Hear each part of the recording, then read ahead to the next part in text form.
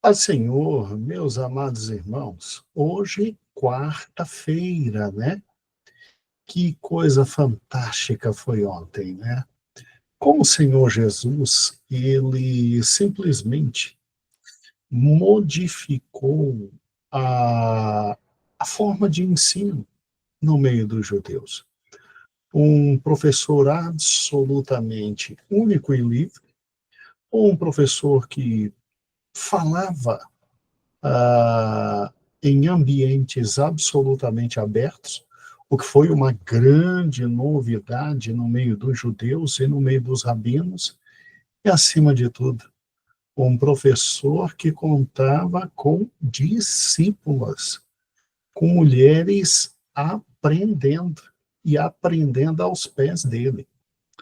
Eu fiquei impressionado com tudo que eu ouvi ontem. Se você não teve ainda a chance, então volte, escute, não há problema.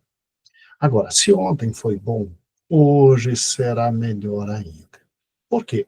A professora Cíntia hoje vai tratar da questão relacionada da mulher e suas atividades a partir do início da igreja, e a igreja começa com a descida do Espírito Santo, ali em Atos, e da atuação da mulher, meus amados irmãos, no momento exato em que cartas foram escritas. Então, o assunto hoje é muito importante, ou seja, a atuação das nossas irmãs como líderes durante exatamente o livro de Atos e a atuação de nossas irmãs como líderes ah, nas cartas. Nas cartas. É muito importante tudo que a professora Cíntia vai tratar. Então, bastante atenção, porque temos muito a aprender, mas muito a aprender mesmo. Um grande beijo, bons estudos, boa aula para todos nós. Sabe o que fazer, né? Por gentileza, envie o link para todas as suas amigas e amigos, irmãos e irmãs. Envie esse link. Por gentileza, não deixe de dar o seu like, né? O YouTube, ele gosta muito de likes. Então, para que esse conteúdo extremamente profundo chegue a muitas pessoas, não deixe de dar o seu like. Um grande beijo. O Senhor nos abençoe na aula maravilhosa que teremos agora. E se ontem foi muito bom, hoje é melhor ainda. Que o Senhor nos abençoe. E aí, quero ir para as mulheres agora em Atos dos Apóstolos, porque é onde começa a igreja, né? A gente costuma marcar a igreja a partir do acontecimento de Pentecostes. Então, agora a gente vai falar das primeiras comunidades cristãs. Então, Jesus, ele morre, ele ressuscita, ele ascende aos céus, aí há a promessa do envio do Espírito Santo. O pessoal fica ali por Jerusalém aguardando essa promessa e já ficam ali reunidos. Então a gente já percebe que essa comunidade, esse pessoal todo que andou com Jesus, já está reunido ali. E é claro que as mulheres também estão. Né? Ele não vai mandar todas as mulheres embora. Então, quando fala que está todo mundo reunido, as mulheres também estão ali. Então, por exemplo, na escolha de Matias como substituto de Judas, vai dizer que todos eles se reuniam sempre em oração com as mulheres, inclusive Maria, mãe de Jesus, com os irmãos de Jesus, e naqueles dias Pedro levantou-se entre os irmãos, aquilo que eu falei, que em Atos dos Apóstolos a linguagem de irmãos se torna mais presente, para trazer essa ideia de uma família realmente, de irmãos e irmãs, cerca de 120 pessoas, então aqui o texto a gente conhece, para escolher Matias. Então a gente percebe que as mulheres e os homens perseveram nessa primeira comunidade que dá início à igreja. E no dia de Pentecostes, vai dizer novamente que todos estavam reunidos no mesmo lugar. Então, a gente sabe que homens e mulheres estavam ali, e acho muito interessante que a iconografia cristã, E o protestantismo perdeu muito disso, né? A gente perdeu, a gente não dá muito valor à iconografia, mas a iconografia cristã, ela é teologia. E se você procurar pinturas, né, mais ou menos como essa que está aí na tela, né, sobre o Pentecostes, você sempre vai ver Maria como aparecendo ali como uma figura central, mostrando que ela está junto ali. E que Maria é uma líder importante nessa primeira comunidade. Ela tem um papel de proeminência nessas primeiras comunidades cristãs.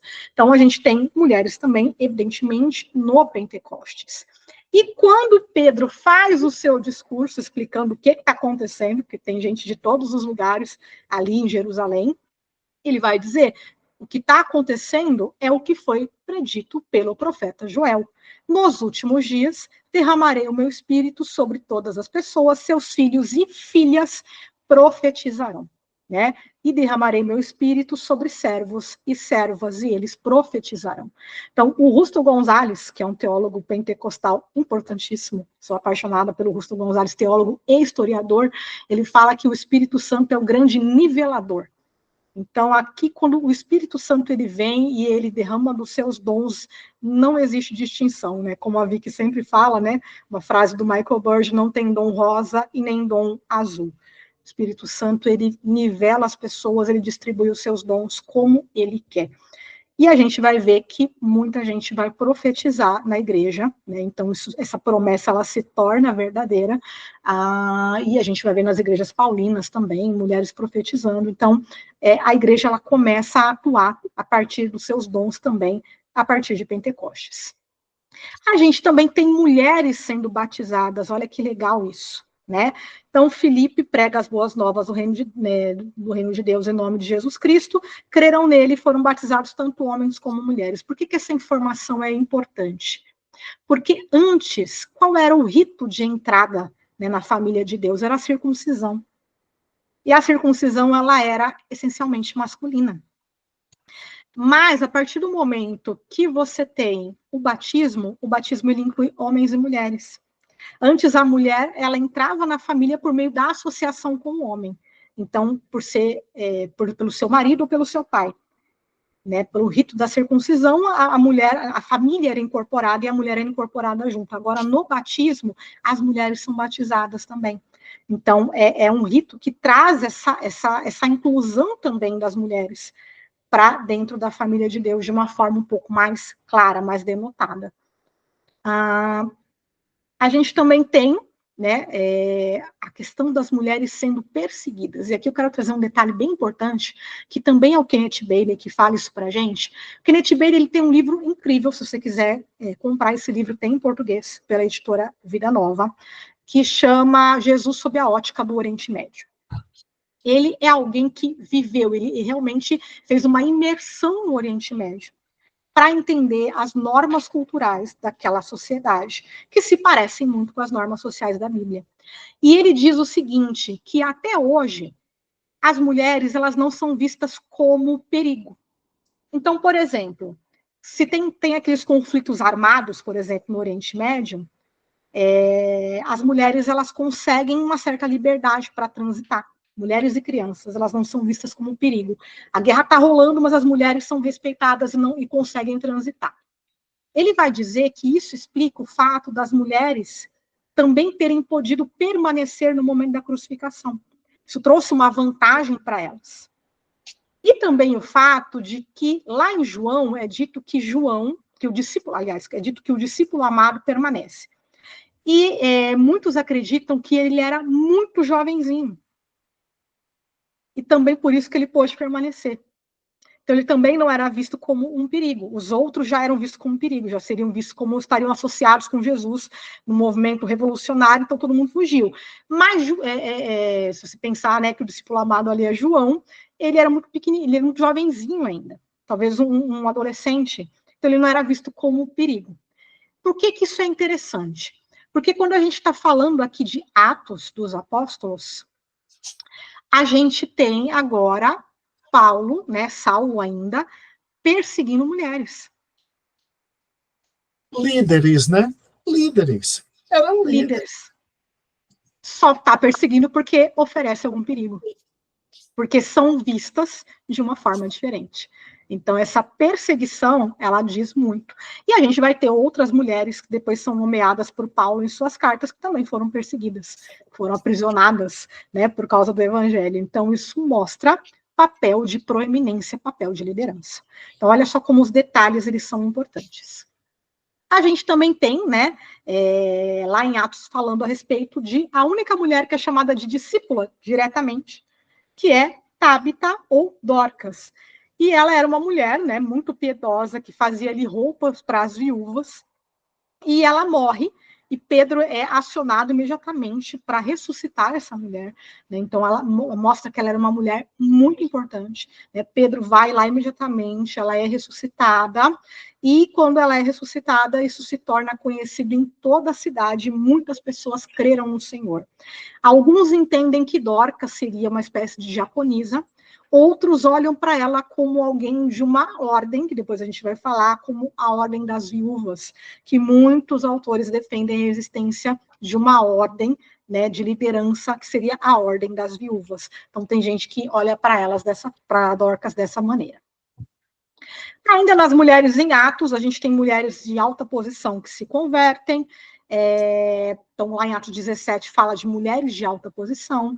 Fala, por exemplo, de Dionísio e Dâmaris no Areópago.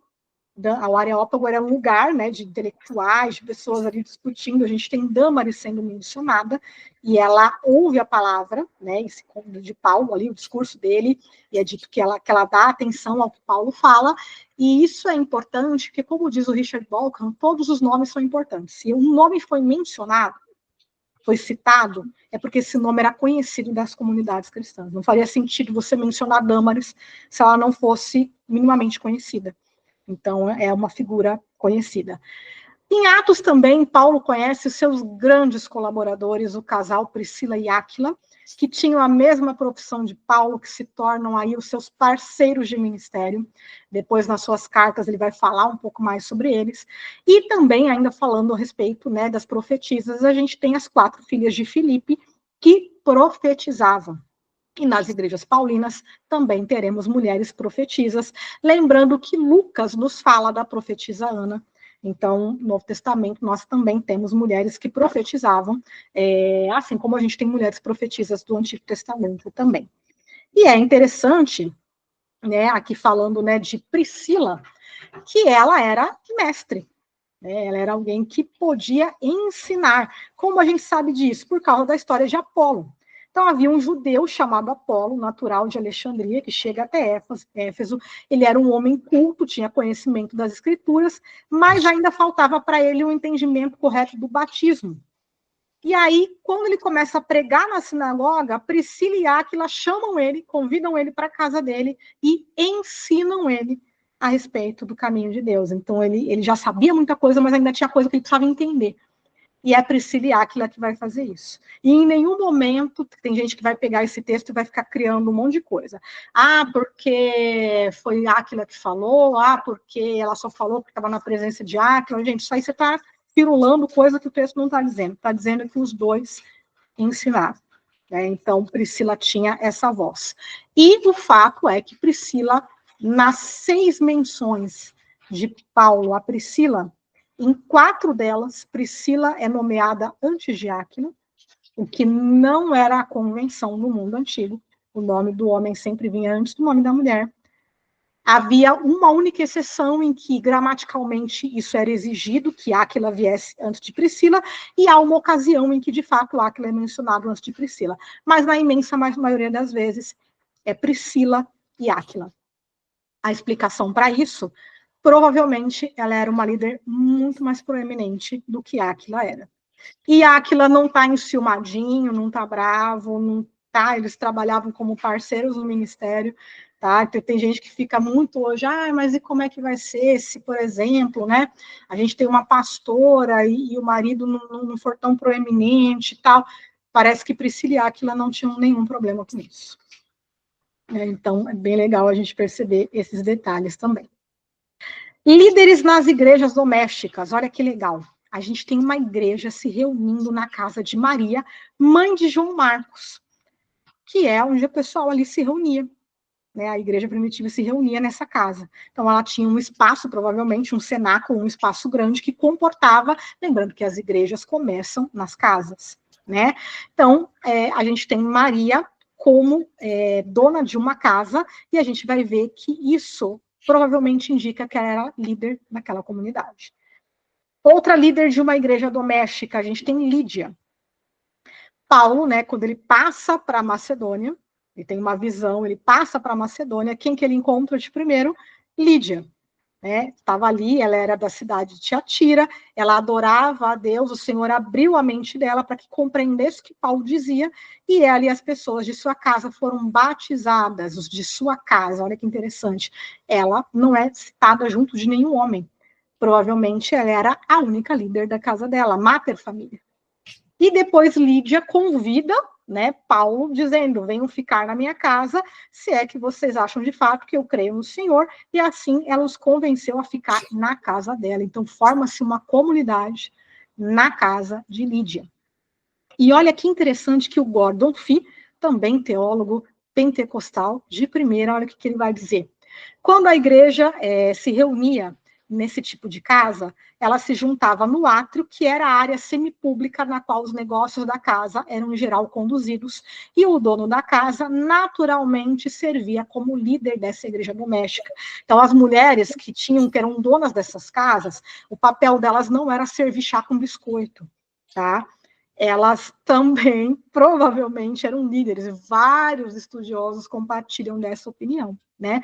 Ou seja, pela própria sociologia das coisas, nunca ocorreria a eles que uma pessoa de fora viesse liderar o que era entendido simplesmente como uma extensão da residência. As igrejas eram uma extensão das casas. Logo, o dono da casa era o líder daquela primeira comunidade. Né? É diferente do que o que a gente pensa hoje, né? Para ser mais claro, a igreja não se reuniria na casa de alguém a menos que o dono do lugar fosse naturalmente líder. Portanto, Lídia teria desempenhado esse papel na igreja de sua casa. Então, essa é uma observação muito importante. E aí vamos ferver um pouco mais a nossa cabeça aqui agora. E aí eu vou trazer um autor, que é o Andrew McGowan, que ele estuda a igreja primitiva, e olha que interessante que ele vai dizer. Os anfitriões que recebiam a igreja para as refeições, lembrando que a ceia, que hoje nós fazemos esse ato simbólico, né, um pedacinho de pão, um cálicezinho de suco ou de vinho, dependendo da tua tradição, nas primeiras comunidades eram refeições. E essas refeições aconteciam nas casas. E o líder da casa, os anfitriões, eram responsáveis por presidir estes momentos. E isso sugere 3 grupos possíveis de líderes dessas refeições, né, dessas ceias, né, como Paulo vai dizer. Os oficiais designados pela comunidade, aqueles com autoridade carismática, então, por exemplo, os profetas itinerantes, a Didaquê fala muito disso, e aqueles cujo status e privilégios se refletiam nos papéis de anfitriões, né, os donos da casa e patrono, os donos da casa e os patronos. Então, vale ressaltar que tanto homens quanto mulheres poderiam desempenhar esses papéis, pelo menos no primeiro século e provavelmente um bom tempo depois disso. Então, antes da igreja se institucionalizar, a igreja acontecia de uma forma muito mais orgânica. E 3 modelos, basicamente, né, o Nijay Gupta ele faz essa observação, fornecem a base para aquilo que se formaria como essa liderança mais orgânica nas igrejas. Um deles é o próprio modelo da sinagoga. O outro é o modelo das associações, de onde, por exemplo, o termo diácono ele vai surgir. E um outro modelo é justamente o modelo das casas. Por isso que quando Timóteo fala lá das qualificações do presbítero, do diácono, ele fala governar bem sua casa. Porque a gente está falando de algo que vem desse contexto doméstico. E com o passar do tempo, isso vai se institucionalizando, isso vai se cristalizando, e pouco a pouco as mulheres vão sendo afastadas de funções sacerdotais. Eles vão transformar isso em funções mais sacerdotais. Mas nesse primeiro momento da igreja, tudo isso ainda é muito orgânico. Isso acontece de forma muito orgânica. E a gente vai ver isso também nas igrejas paulinas. E aí vamos, então, para as mulheres das igrejas paulinas. Nas igrejas paulinas, nós temos profetisas. Mulheres profetizavam, ou seja, falavam da parte de Deus com autoridade. Né? Então, gente, isso é muito importante. E qual que é o texto que me diz isso? Justamente aqueles que a galera quer usar para dizer que mulher, né, é inferior ao homem. É 1 Coríntios 11, onde Paulo está falando ali de questões de costume, de vestimenta, mas ele está dizendo a mulher que ora e profetiza. Profetiza e ora onde? No culto. Então, mulheres exerciam esses dons, esses carismas, conforme elas tinham isso, né, conforme o Espírito as concedia. E Paulo também ele vai fazer uma listinha desses dons. Ele vai dizer que Deus designou alguns para apóstolos, outros para profetas, outros para evangelistas e outros para pastores e mestres, colocando profetas antes mesmo de pastores e mestres. Então, mulheres profetizavam. Isso é muito importante.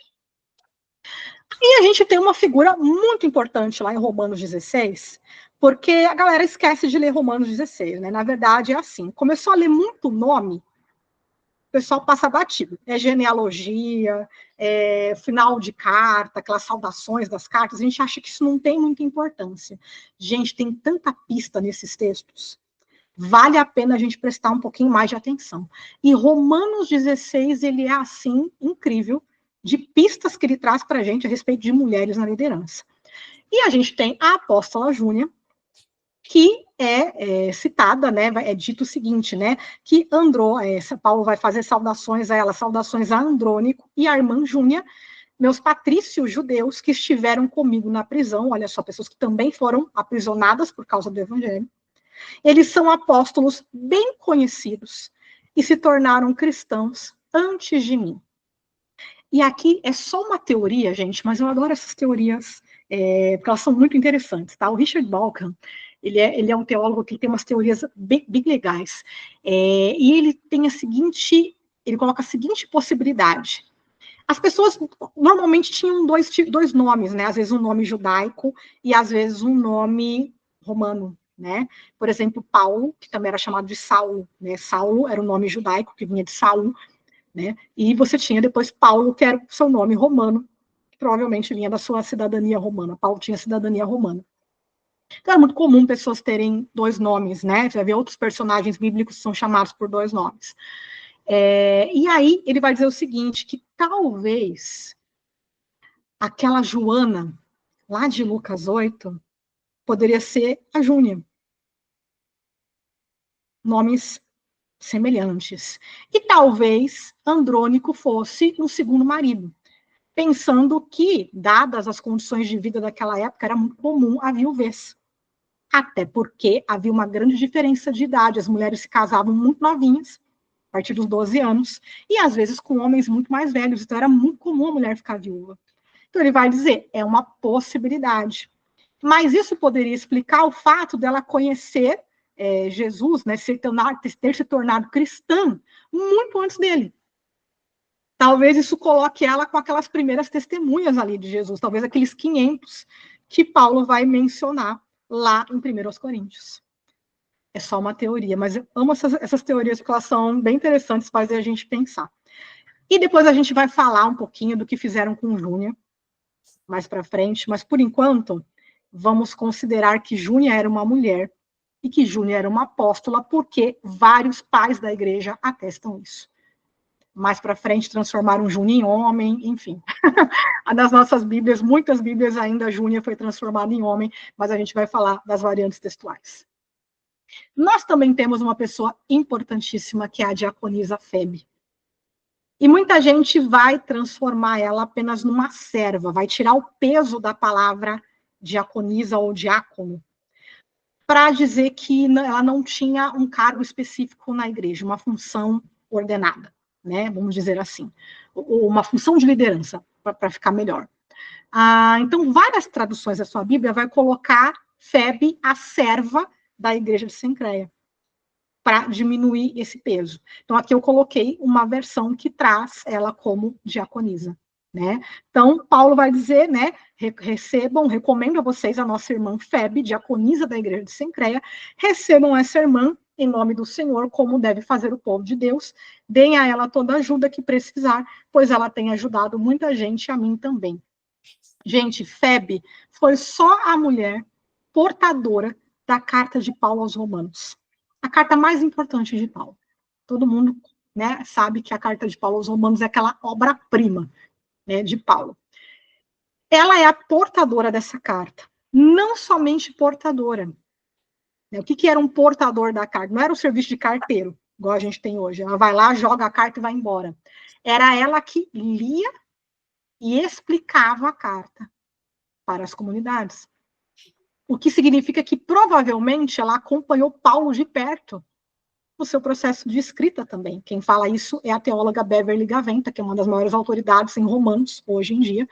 E ela fala essa possibilidade, que talvez ela tenha estado ali junto no processo de escrita da carta, quando Paulo estava escrevendo essa carta. E isso torna ela qualificada para ser a pessoa que vai ler e explicar essa carta. Então, gente, Febe não era qualquer uma, não. Ela era muito importante para Paulo confiar essa missão para ela. Paulo também vai falar de um monte de líderes de igrejas domésticas. Então, por exemplo, a gente tem Chloe, lá em 1 Coríntios, né, da casa de Chloe. A gente tem Ninfa, lá em Colossense, né, os irmãos de Laodiceia que se reúnem na casa de Ninfa. A gente também tem, quando Paulo escreve, né, a Filemon, a irmã Áfia, que muitos entendem ser a esposa de Filemon, e, portanto, seria co-líder com ele, da igreja que se reúne na casa dele. Então, há também evidências nas cartas paulinas dessas lideranças. A gente tem também Priscila e Áquila, que são chamados de cooperadores de Paulo, que também arriscaram a vida, então, quer dizer, são pessoas que estão arriscando a vida pelo evangelho, e também havia uma igreja que se reunia na casa deles, ou seja, eles também eram líderes de uma igreja doméstica. Havia uma igreja que se reunia na casa de Priscila e Áquila também.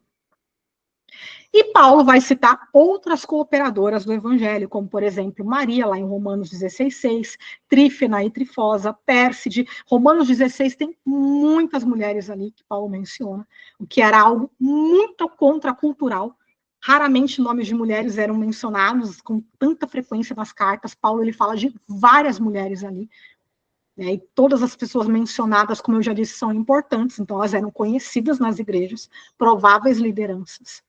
E a gente tem duas mulheres que também fazem aí um juízo muito mal delas, né? Evódia e Sintique, lá em Filipenses. Tem gente que pensa que são duas fofoqueiras que estavam lá brigando, né? Já ouvi isso. Elas eram duas mulheres fofoqueiras, causando ali confusão, e Paulo estava ali repreendendo. Gente, Paulo menciona essas mulheres porque elas eram lideranças importantes. E porque a harmonia entre elas era importante para a harmonia da igreja. Então, essas mulheres, alguns entendem que eram evangelistas, outros supõem que elas eram diaconisas, seja lá como for, elas eram mulheres importantes, líderes nessa igreja a qual Paulo se dirige aí na carta aos Filipenses. Então, a gente precisa trazer um pouco esse olhar, porque às vezes a gente já traz um olhar meio carregado para o texto, né? A gente já ouviu tantas vezes, elas não tinham muita importância, era só duas mulheres brigando. Não, elas eram figuras importantes realmente na igreja. Paulo também vai falar das diaconisas, embora aqui haja uma discussão sobre isso. Aliás, quando se fala de mulheres na Bíblia, há discussão sobre todo o versículo que você puder imaginar. Então, é claro que eu estou trazendo o ponto de vista que defende as mulheres, né? Porque o ponto de vista contrário, esse a gente está cheio de material por aí. É o que mais tem publicado, né, no Brasil, é material que vai trazer uma visão contrária a isso que eu estou falando. Que vai dizer que Júlia não era apóstola, que vai dizer que Febe não era uma diácona, que vai dizer que, por exemplo, Vod e Sintique não eram líderes. Então, esse material você já tem em abundância, que eu estou trazendo para a gente, para essa conversa, são as evidências daqueles que defendem que essas mulheres eram líderes, né? Então, por exemplo, lá em 1 Timóteo, quando é dada a qualificação dos diáconos, na sequência é dito sobre as mulheres. Então, olha só o que diz o texto. Os diáconos igualmente, porque primeiro ele fala do presbítero, Devem ser dignos, homens de palavra, não amigos de muito vinho, nem de lucros desonestos. Devem apegar-se ao mistério da fé com consciência limpa. Devem ser primeiramente experimentados. Depois, se não houver nada contra eles, que atuem como diáconos. O texto continua. As mulheres, igualmente, sejam dignas, não caluniadoras, mas sóbrias e confiáveis em tudo. Tem gente que vai dizer, está falando das esposas dos diáconos. Só que, por exemplo, a Lidse Meyer, no livro dela, né, ela vai dizer o seguinte, que se fosse as esposas dos diáconos, deveria ter algum pronome, por exemplo, já as suas esposas, algo que vinculasse elas, que deixasse mais claro que são esposas. Mas, na verdade, está dizendo apenas as mulheres, igualmente, sejam dignas, não caluniadoras. Então, tem gente que já enxerga aqui nesse texto uma orientação para mulheres diáconos, para diaconisas. Tá? Então, um texto bem interessante. E também, na mesma carta de Paulo a Timóteo, que muita gente considera uma carta mais tardia, já mostrando uma organização um pouco mais estabelecida da igreja, diferente, por exemplo, que a gente vê lá na igreja de Corinto, por exemplo. Né? Então, essas cartas pastorais, que a gente chama de pastorais, elas já trazem um pouco mais dessa organização. A gente tem, por exemplo, as viúvas. E se vocês perceberem, as viúvas elas são cobradas também como padrão de vida, assim como diáconos e presbíteros foram cobrados lá no capítulo 3. E aí, o que é dito? Né? Nenhuma mulher deve ser inscrita na lista de viúva, a não ser que tenha mais de 60 anos, que seja fiel ao tenha sido fiel ao seu marido, bem conhecida por boas obras, tal como criar filhos, ser hospitaleira, lavar os pés dos santos, socorrer os atribulados, dedicar-se a todo tipo de boa obra. Então, havia uma preocupação com o modo de vida e com o caráter das viúvas. E muita gente entende também que isso faz parte dessa ordem das viúvas, que é mencionado em muitos documentos da igreja primitiva. Porque, se vocês repararem, elas são quase colocadas em pé de igualdade com os presbíteros.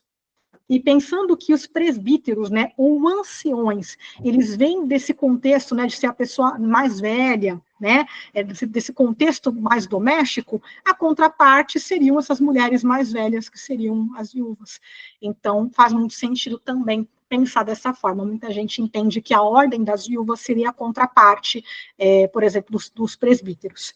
Embora depois a gente vai ver que também há evidência de mulheres presbíteras. Continuando aqui, para a gente resumir, o número e variedade de funções ministeriais femininas deram um salto significativo na igreja primitiva. Mulheres são destacadas como apóstolas, profetisas, evangelistas, patronas, a Febe era uma patrona, professoras, como por exemplo Priscila, diaconisas, líderes de oração, supervisoras de igrejas domésticas, guerreiras de oração e aquelas conhecidas por sua misericórdia e hospitalidade. Então, evidências não faltam para a gente perceber que no Novo Testamento, nas igrejas neotestamentárias, mulheres eram líderes, como muito aponta aí para a gente Linda Belleville, que é uma especialista sobre isso.